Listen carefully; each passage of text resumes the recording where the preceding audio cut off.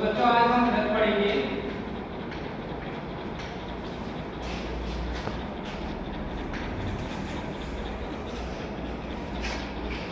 तो वृत्त से संबंधित मैं आपसे कुछ क्वेश्चन पूछूंगा, जिसको भी आता होगा समूह में उत्तर दे देंगे और हाथ खड़ा करेंगे, ठीक है।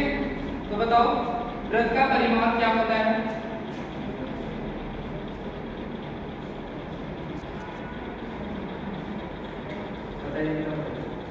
वृत्त का परिमाप और वृत्त का परिमाप 2πr होता है। वेरी गुड, बैठिए। कितना बताइए क्या होता है? वृत्त का परिमाप 2πr। Very good. वृत्त का क्षेत्रफल क्या होता है? बताइए। वृत्त का क्षेत्रफल पाई स्क्वायर होता है। वेरी गुड, बैठिए। वृत्त के व्यास और त्रिज्या में क्या संबंध होता है? वृत्त का व्यास त्रिज्या का गुना होता है। Very good, very good. तो बच्चों आज हम आपको वृत्त के बारे में बताएंगे कि सबसे पहले बात करते हैं कि वृत्त क्या होता है, ठीक है। तो वृत्त की परिभाषा से स्टार्ट करते हैं। अगर हम एक निश्चित बिंदु ले लें, ठीक हो गया, ये क्या ले लें?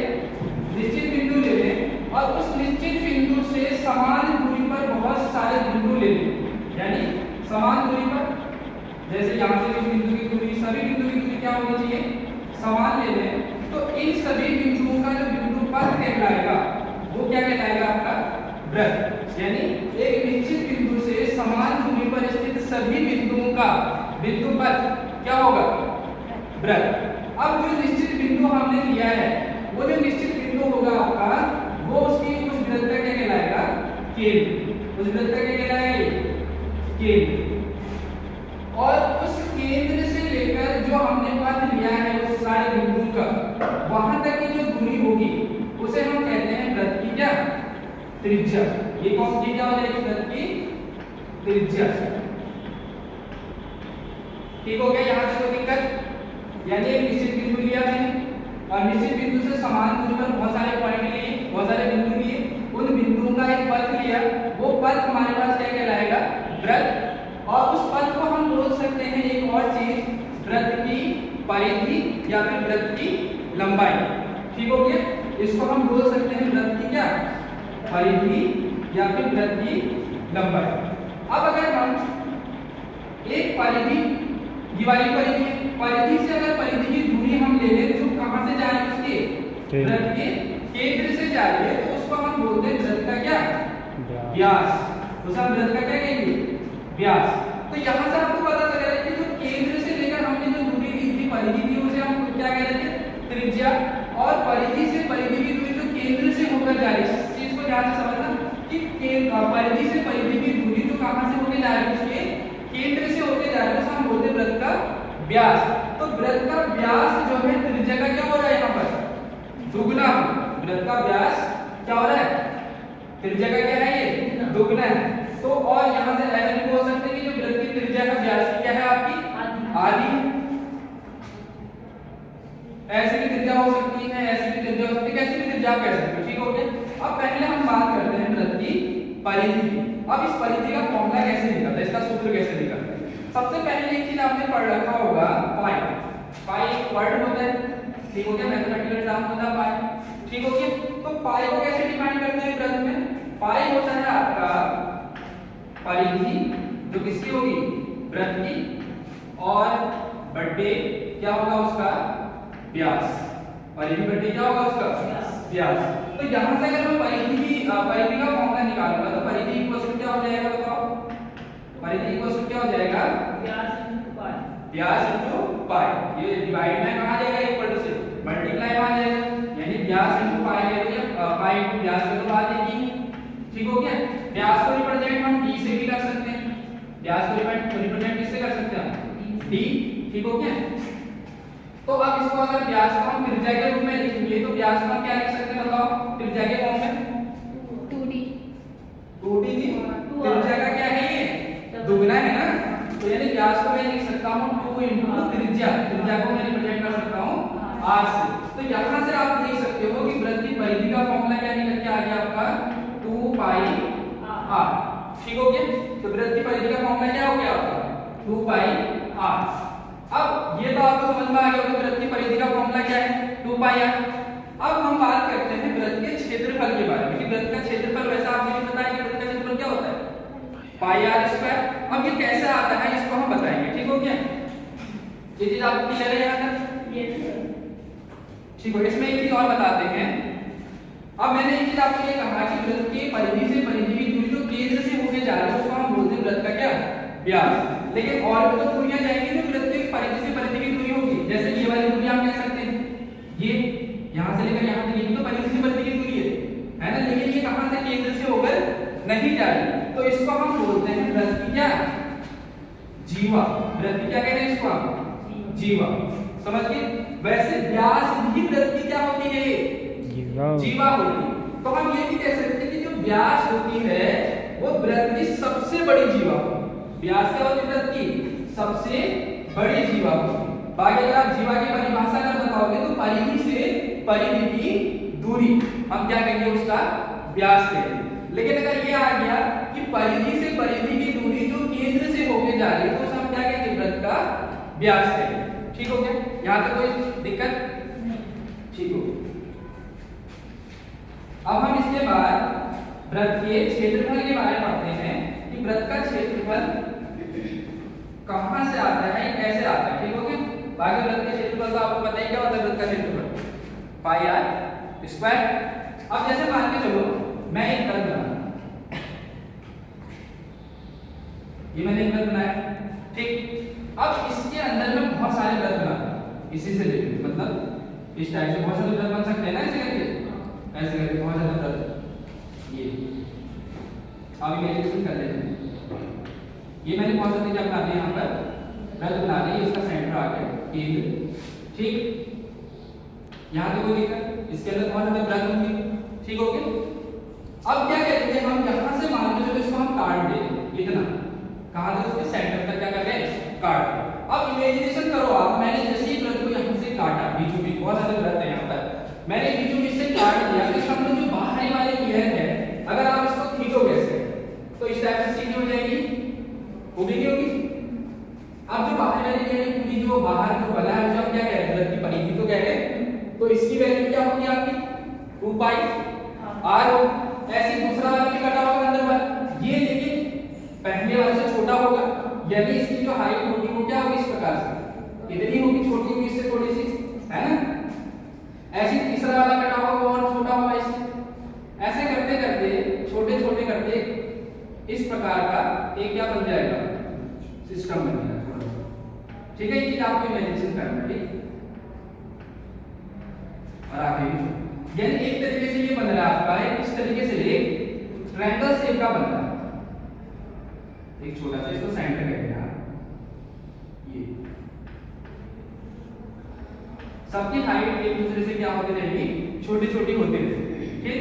तो ये जो सेंटर से लेकर ये जो सेंटर हुआ ये वाला सेंटर, अब ये सारा क्या हो गया इस फॉर्म में आ गया, तो यहां से लेकर यहां तक की जो डिस्टेंस आ गई यानी ये डिस्टेंस या नीचे वाली डिस्टेंस कह दो बात है वो क्या होगी आपकी सेंटर से लेकर ये क्या बोलते हैं केंद्र से लेकर परिधि की दूरी क्या कहलाती है रेडियस, यानी ये वाली चीज आपकी क्या होगी आपके लिए त्रिज्या होगी, है ना?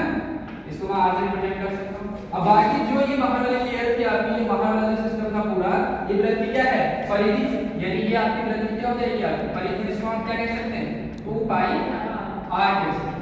तो ये जो अब तुम्हें बताइए सारे के सारे को क्या बोलते हैं ट्रायंगल शेप में बन रहे है ना? ये इसकी क्या होगी हाइट होगी और इसका क्या हो गया बेस हो गया। अब एरिया ऑफ ट्रायंगल क्या होता है बताओ, यानी त्रिभुज का क्षेत्रफल, त्रिभुज का क्षेत्रफल क्या होता है त्रिभुज का क्षेत्रफल आप बेस ठीक हो गया 1/2 बेस इनटू हाइट, बेस क्या है आपका 2 पाई r और इसकी हाइट क्या है आपकी r, इसको कैपिटल बना क्योंकि इसमें भी कैपिटल है, ठीक हो गया। ये भी r हो गया, 2 से 2 कैंसिल हो गया तो क्या आ जाएगा इधर से पाई r स्क्वायर। तो ये चीज एरिया ऑफ ट्रायंगल में, लेकिन ये है क्या वास्तव में था क्या ये सर्कल ही तो था लेकिन वृत्त तो था, तो यानी कि वृत्त का क्षेत्रफल है वो क्या आ गया आपका पाई r स्क्वायर। समझ में आ गया? अब इसी को हम चार्ट के माध्यम से भी समझ सकते हैं, ठीक।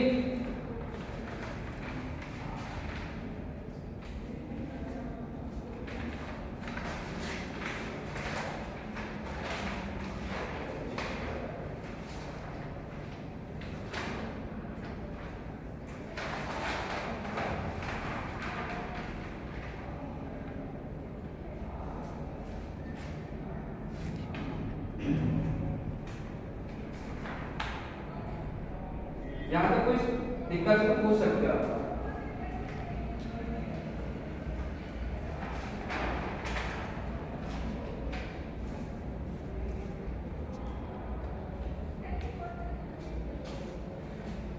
तो अभी तक जो बताया मैंने सारा चार्ट में रिप्रेजेंट कर रखा है। ये देखिए, ये आपको पता है कि परिधि से परिधि की दूरी जो केंद्र से होकर जा रही है उसे हम क्या कह रहे हैं, वृत्त का व्यास कह रहे हैं। ठीक हो गया। और बाकी जो डिस्टेंस आपकी देखो, जो दूरी परिधि से परिधि की है उसे हम क्या कह रहे हैं, जीवा कह रहे हैं। समझ में आया? लेकिन एक चीज ये भी है कि व्यास को भी हम क्या कह सकते हैं, जीवा कह सकते हैं, क्योंकि वो भी तो परिधि से परिधि की दूरी है। लेकिन उसके लिए एक शब्द आ जाएगा कि वृत्त का सबसे बड़ी जीवा, वृत्त की सबसे बड़ी जीवा क्या कहलाएगी, उसका व्यास कहते हैं। वृत्त की सबसे बड़ी जीवा क्या कहलाएगी, उसकी व्यास। ठीक हो गया। त्रिज्या देखो, केंद्र से होकर परिधि की दूरी क्या होगी, उसकी त्रिज्या होगी।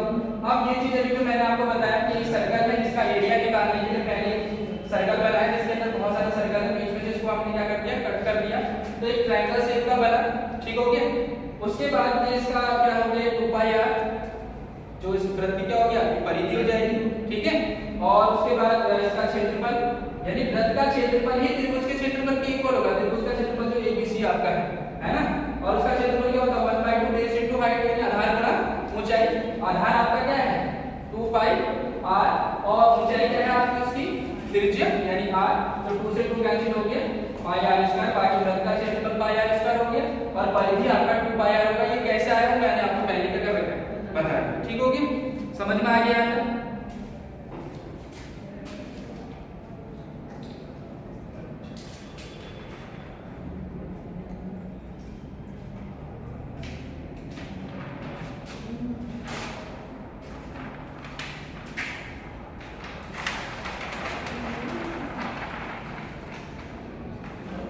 तो अभी तक मैंने जो आपको वृत्त के बारे में बताया उसके रिलेटेड मैं आपको कुछ क्वेश्चन पूछूंगा। ठीक, देखते हैं आपको कितना समझ में आता है। सारे नहीं करने कुछ और।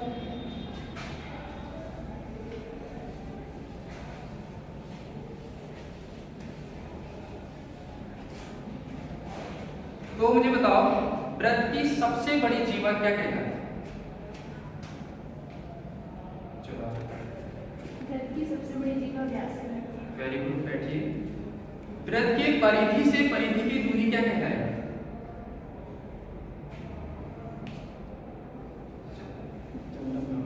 वृत्त की परिधि से परिधि की दूरी जीवा है। वेरी गुड, बैठिए।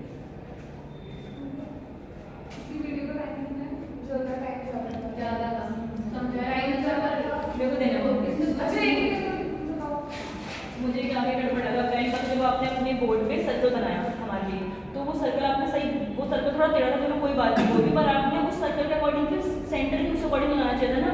आपका कोई डायमीटर ही लगनी थी, मतलब वो सेंटर पे नहीं था। तो बच्चे से कंफ्यूज होते हैं कि ये डायमीटर सेंटर पे होती है, आपने जो पकड़ी थी सर्कल जो था वो तो एक अनइक्वल हाफ्स में डिवाइड कर दिया, तो उससे बच्चों के कंसेप्ट में प्रॉब्लम हो सकती है।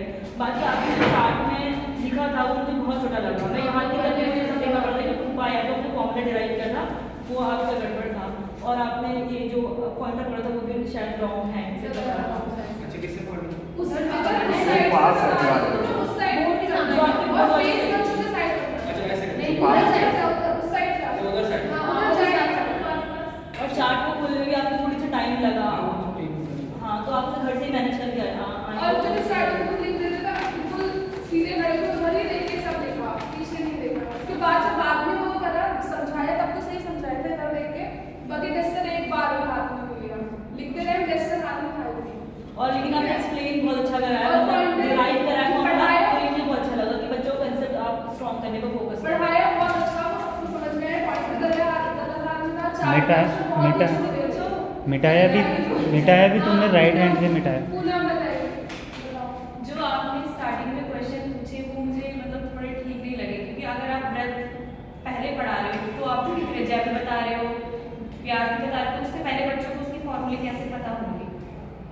वो कैसे बताइए? हाँ, वो नहीं बता पाएंगे, क्योंकि अभी तो आप स्टार्टिंग कर रहे हो वृत्त, वो जैसे जो शुरू में जैसे मतलब जो बच्चों को पहले से आते हैं तो वो नहीं आएंगे शायद। जैसे हाँ, व्यास मतलब कुल मिला के पढ़ाया बहुत अच्छा, बस पढ़ाया और बाकी लेसन प्लान में जैसे बहुत जल्दी है, पूरा